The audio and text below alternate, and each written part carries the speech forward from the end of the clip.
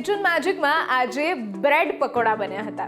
હવે બ્રેડ પકોડા તો આપણે સૌએ ખાધેલા છે એટલે આપણને ખ્યાલ છે કે કેવી રીતે બને છે, પણ ઘરમાં ઘણા લોકો એ બનાવવાનું અવોઇડ કરે છે એટલા માટે કે બહાર જેવા બરાબર બનતા નથી, એના જેવો ટેસ્ટ આવતો નથી, એમાં ઓઇલ રહી જાય છે.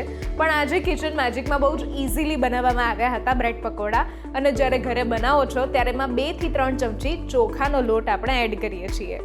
હવે બીજી વાત કે જ્યારે બ્રેડ પકોડા આપણે બનાવતા હોઈએ ત્યારે આપણને યાદ આવે દિલ્હીની, આપણને યાદ આવે પંજાબની, કે ત્યાંનું સ્ટ્રીટ ફૂડ છે. અને ખરેખર ઉત્તર ભારતમાં બ્રેડ પકોડા ખૂબ વખણાય છે અને ખૂબ ખવાય છે.